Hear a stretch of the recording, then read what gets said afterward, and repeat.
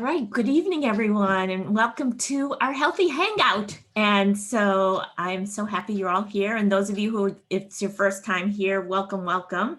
And those of you who are regulars coming back, welcome back. I'm going to introduce Heidi, who will then introduce, and then we'll just have a circular introduction here. To have our testimonial, and then Heidi will present a wonderful program tonight. So take it away, Heidi Bell. All right. So welcome, guys. Happy to have you all here. I'm going to introduce one of my coaches, Krista Sprayberry. She's going to introduce her client, David. He's going to share his story. So go ahead, Krista. Hey, so I'm going to introduce my friend David Powell. I've known David since high school, and David is a 6'8" gentle giant with a heart of gold. And he started programming in February, and oh my goodness, I cannot wait for him to share. He's got some pretty incredible results. So I will say about David is that he locked into all four components from the get-go, and he is going to share a little bit about his success so far. So David, if you will unmute yourself and give a little inspiration to all of us tonight. Can everybody hear me?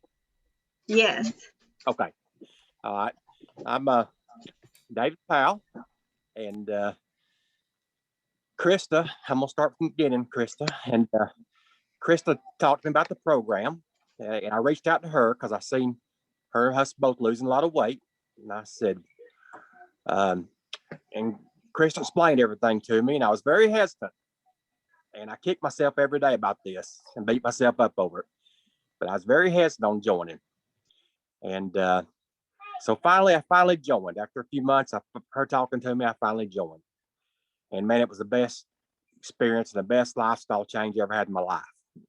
And anybody wants to talk bad about Optavia, I will set them straight on that, because I've lost 71 pounds since, 74 actually, as of today, since February 25th. And I never thought I'd be here talking to everybody. And I never thought I'd feel the way I did today. I mean, I feel like I'm 25 years old again. So the program's been great for me. I've stuck to it. I've locked in. I haven't come off one time. So, it's worked really well for me. And that's really all I got. That's awesome. Thank you, David, so much. I'm super proud of you, buddy. You're welcome. And thank everybody for letting me join the room tonight. Thanks so much for sharing. And he didn't mention this, but he's talking to people and sharing this good program around with his friends and family. And that's really exciting too, just the next phase for him. So yeah, I'm excited to talk to you guys a little bit about one of my favorite topics. They go together. The topic is the drama triangle and living above the line. The two go hand in hand. And just to give credit where credit is due, I believe this concept was developed by Jim Dethmer, who is an author and a speaker, and he's written some books on it, and they go into great detail. So this is just scratching the surface. But Dr. A in his books has paid homage to the concept and kind of merged it with us and working on our health journey, because there's just so many things that do apply to when somebody takes control of their health and taking leadership of their own personal health. So he kind of marries the concept with some of his concepts, and I'll talk about that, like the Stop Challenge Juice. And this is following the outline of element 3 in your life book. So if you want more info on that. And then of course we can reference Jim Dethmer's books. And he's actually spoken at some of our events in the past, which has been pretty cool. So I wanted to start out, I'm going to share a slideshow with you guys. So hang tight here. Can you guys see this? Yeses? Okay, we got some yeses. Okay. All right, so here we go. I'm going to go just have one question to start off, kind of a rhetorical question, but who is responsible for your current health and well-being? And you might think, yeah, well, the answer is quite obvious. You know, of course, it's me, yourself. But at the same time, if you look back on just kind of how you were raised, a lot of things will influence this. You know, you can think about your parents, your upbringing, your community, your worldview even, and kind of remember back, well, what have you been told in the past? Believe that you're 100% responsible for your health, or have you in the past pushed that on someone else and made excuses or thought that maybe you didn't have full control over your health in the past? So the answer is most certainly you. You are responsible, and we're going to kind of solidify that a little bit and explore some of your mindsets potentially up to this point. So I've got some questions for you, and these are kind of just to think about as we're going through these, and these are in the life book. But the first one is just asking about, what do you believe about your intelligence? Do you believe that it's something that you're born a certain way and you can't change it one way or another? Or do you believe that it's set to a certain age and then it doesn't get improved beyond that point? Or do you believe that no matter how much you have, you can always significantly change it? The next one is, what do you believe about your character as a person? Do you believe that it's set by your family and your, friends and can't really be changed? Or do you feel like it's changeable and you can always modify basic things about the kind of person that you are? This is a good one. When presented with a challenge, what's your default? Do you find yourself getting upset most of the time? Or do you find yourself thinking about what you can learn from the scenario? When something bad happens in the world,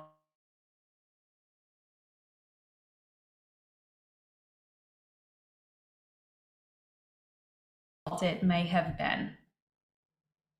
And then when you're in an argument, can you guys still hear me? It says my connection's unstable. You froze, but you're okay. Okay. It might happen from time to time. I apologize. When in an argument, do you seek to understand the other person, or do you just try to be right all the time? And then this one is one we probably a lot of us relate to, is when I find myself overeating. Do you look to understand why, or do you blame it on someone else, or even blame it on yourself and just point the finger right back? And then the last one is, if I find myself getting upset because of something someone else did, do you realize that, do you blame somebody else, or realize that I'm in charge of getting upset? Only I can control my feelings there. So these are just some good questions to ask yourself. And there's actually a lot of other options in the book too. I didn't read them all, but you can kind of get an idea of where do you think that you spend most of the time in your mindset. We have this thing called the line. There's a line, and there's above the line thinking, and there's below the line thinking. And the idea is that if you're below the line thinking, we'll talk about that you are in the drama triangle. So above the line thinking is, making a habit of taking ownership for your actions and decisions, whether they're good or bad, being accountable and taking responsibility for your actions. Below the line thinking tends to be more like placing the blame on others and situations, making excuses, or denial. This is kind of another graphic that just uses some different words to explain. But above the line thinking includes being open, curious, and committed to learning. And then below the line is closed, defensive, and committed to being right. Does that make sense so far? Okay. Awesome, awesome. So I have a little video. I hope, I hope this internet works enough to show it through, but it's really good explanation. So I just want to share this with you guys. I couldn't have done better myself. So I'm going to try to play this here now I got to go back and I don't know how to do that. Hang on. I might have to stop share and then just start again. Let's see. I'll try it. Give me a second. Okay, go back to that and let's try to play it. There we go. Are you? Now I got to go back to share. Okay. Here we go. And present. Okay, let's try this. Are you working from presence or the drama triangle? Brought to you by the Conscious Leadership Group. Find them on the web at www.conscious.is. Conscious leaders know the difference between working from presence and working from the drama triangle. Presence is above the line and drama is below the line. Most leaders and most organizations spend most of their time in the drama triangle. Drama is characterized by blame, wanting to be right, toxic fear, and adrenaline.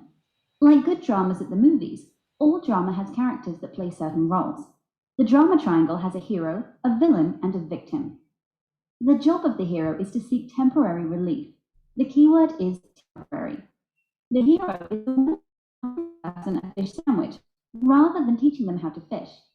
The hero doesn't want others or themselves to feel bad, so they say and do things that make the immediate pain go away without facing and dealing with the core issue. When I'm exhausted from overworking, I hero myself by eating and drinking mindlessly, or surfing the web, or exercising. When another feels sad, I hero them by saying things like, "It'll be okay," or "I'll do it for you." The hero seeks value by being needed by others. The second role on the drama triangle is the villain. The villain's job is to blame. I can blame myself, others, or blame the group.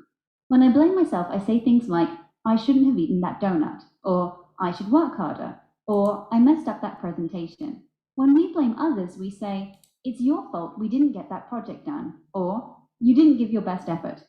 When we blame a group, we say, "They messed it up for all of us," or "They just don't get it." The final role on the triangle is the role of victim. The victim is at the effect of. Life is happening to them.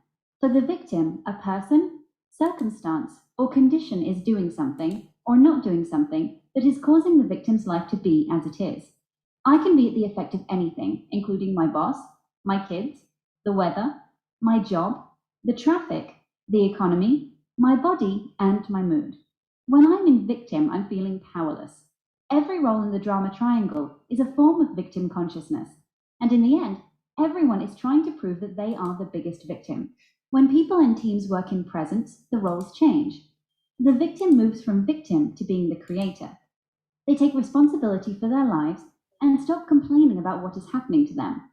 The villain becomes the challenger. Challengers bring healthy pressure to the creator to support them in facing and dealing with their lives in a way that creates a breakthrough. Unlike the villain, they don't blame or criticize. In presence, the hero becomes the coach. The coach doesn't try to fix anyone. They see everyone as fully empowered creators of their own lives and seek to support them in taking responsibility for creating the life they most want. Leaders and teams that learn to play in the creator, coach, or challenger roles of presence find they are more creative, engaged, aligned, and energized. They have more fun and get more things done. So, are you working from presence or the drama triangle? Okay. You guys were able to see that, right? Okay, awesome. So I don't know about you guys, but when watching that, were you able to kind of think of some scenarios that you've dealt with in the past that placed you in one of those roles? For me, like I thought that I have only related to potentially victim role, but when putting that I'm the hero a lot of times for myself, not just as a coach, but for myself. And that was really enlightening to see that, you know, we do shift around in the different roles, and the idea is to pull ourselves back as often as we can notice that we're there. So I love this, you know, responsibility starts with me, and realizing that is the first step towards breaking out of that drama triangle. That really wants to feel valued and wants to rescue everybody from their situations. We've got the victim who really feels like everything is happening to them, and the you know, who necessarily identifies as the villain, but other people identify them as the villain. So that probably more often. And then I actually, oh, that's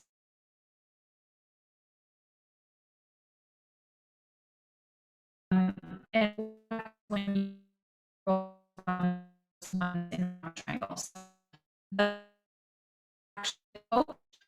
I know a lot of coaches can relate to this because it's our goal to help our clients to find the answers for themselves instead of, like he said, instead of feeding somebody a fish, you want to teach them how to fish so that they're not relying on anyone else. They're really finding the answers within themselves and how to find the solutions to their problems.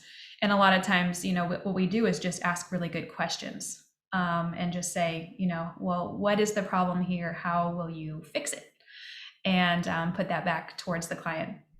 And then challenger here is we've got the victim, instead of feeling like things are happening to them, they're going to turn around and now be challenging themselves to rise above and control what they can and talk positively to themselves. And then the creator here, I think I've got it backwards here. Creator, something I've got backwards because that's not the same as this one. So let's see here. The hero becomes the coach. Yeah. Can you stop share for a second and then go back to your slides? Yeah. Oh, are you not seeing my slides right now? I mean, I'm not, but. Oh. Yeah. Oh, yeah, I was. Okay. I guess it helps if you all are too. How about now? Okay, now, okay. So these are the graphics. Sorry about that.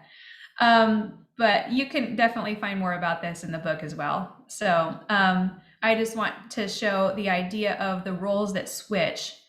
And the biggest thing is, how do we make that shift when we realize we're in the drama triangle? This is kind of where enter Dr. A and his, you know, mantra for stop, challenge, choose.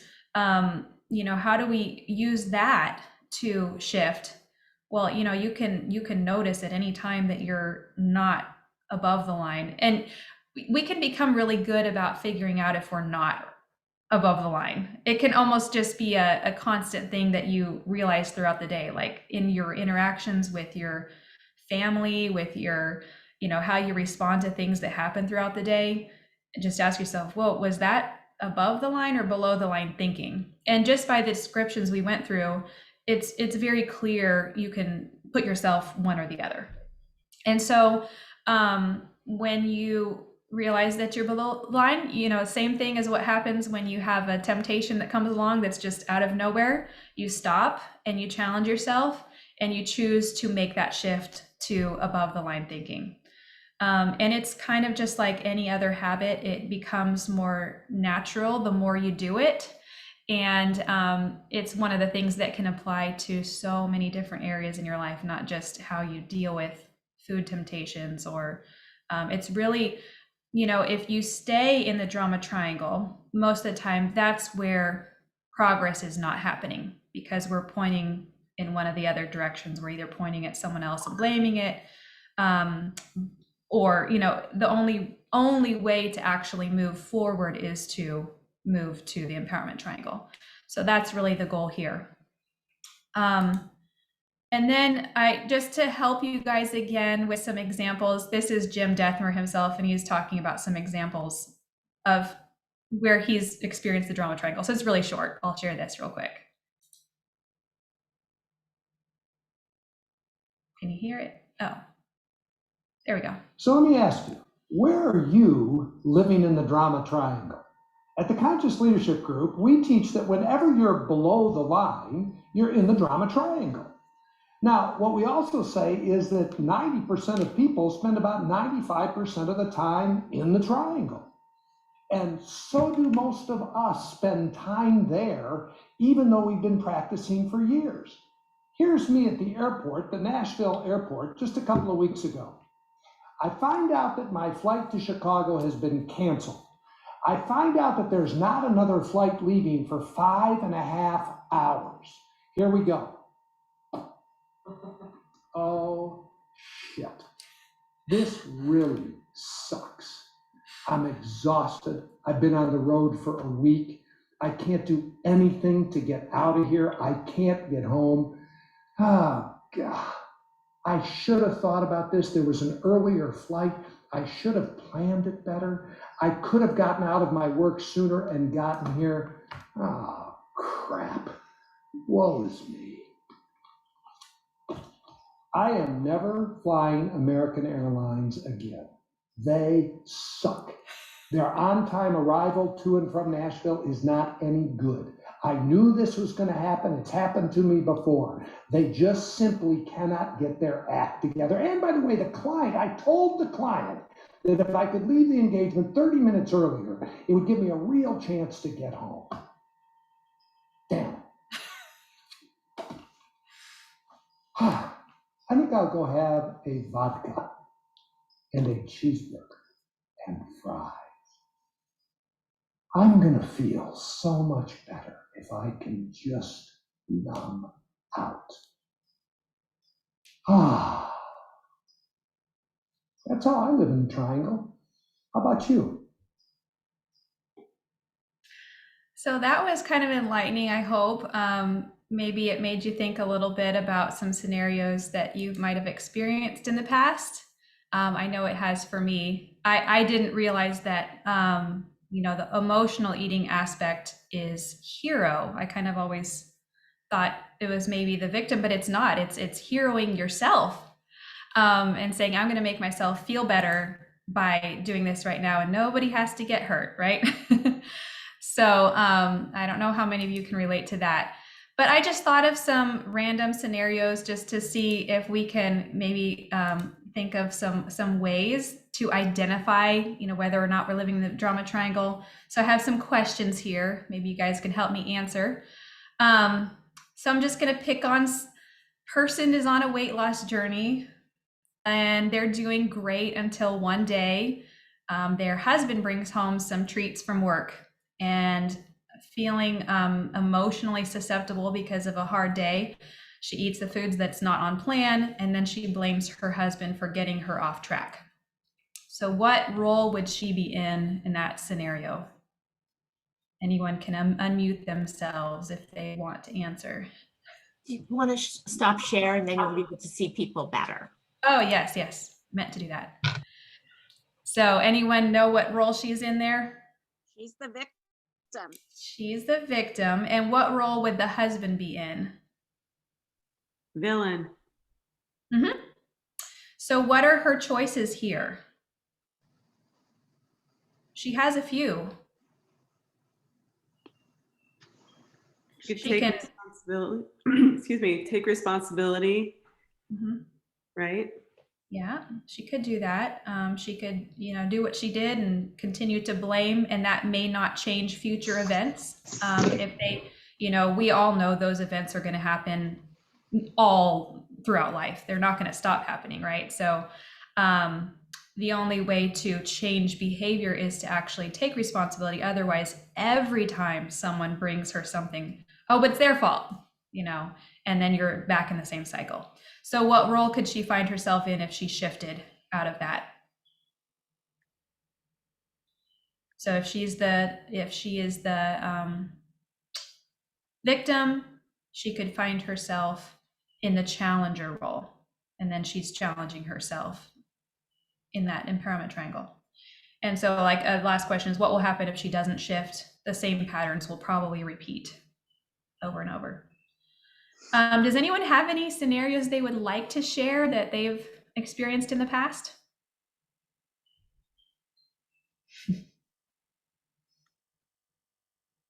I'll have to talk at once. I was thinking about, my weight loss journey, and this whole triangle. And I just remember as a teenager, an older teenager, totally being in the victim mode. And also, my genetics, if I just didn't have this genetics, my sister's 5'8" and weighs 116 pounds. How did this happen to me? Mhm. And it wasn't until I got in my 20s when I started to take responsibility for that and realized that it was all about me. But it took me years to get to see that. Yeah. And that's a very common one that I know a lot of people struggle with, is feeling like they don't have control over, up to this point. It's not, it hasn't been up to them. And so making that shift it's almost absolutely necessary to have a transformation take place. So, but it's pretty exciting because, you can, once you realize this, once you see the possibilities here, you can take it anywhere. And it doesn't mean you're going to be perfect every time and be in the empowerment triangle every minute. No, not even close. But being aware of this concept is absolutely key. And I encourage you guys to do a little more studying on it, because it will help you go farther than you will go without understanding this. Heidi, So, it's kind of like codependency in Mhm. that you think it's someone else's fault. I remember reading a book about codependency, and it took me to about page 75 till I realized the book was about me. It wasn't about my ex-husband. It was about me. And Wow. I can't change anyone else but me. I can't take anyone's, only choices I can make are mine. Nobody else. Yeah. That's like, Yeah, and I remember during my journey and you telling me that's what you was something along the same lines. It's like, who has control over you? Only you have control over you. And it was like such a simple thing, but it was like, it's like a light bulb went off and I'm like, holy shit, like, how did I never think of it that way? Like, yeah, duh. I have control over what I do to myself or what I put in my body, what nobody else does. And that was such a light bulb moment for me. I remember exactly where I was when you said that to me too. It's crazy. That's awesome. So I think this was really so wonderful, Heidi. I love this topic too. And I love that in Optavia, we always talk about choice versus cheat. And I think that this is a place where we make our choices and what we do and how we decide to do our program. But it's time for the Habits of Health call. It's I believe it's element 15. I don't know. It's eating for life, for healthy for life. And so I put the Zoom link in there. And if you're a coach, you're going to stay right here where you are. And we'll be back next week. And I'm going to be presenting next week on the healthy brain, or having the habit of healthy brain. Mind. So anyway, so it's so good to see everybody. Come back next week and have a wonderful, wonderful week. Thank you so much for being here.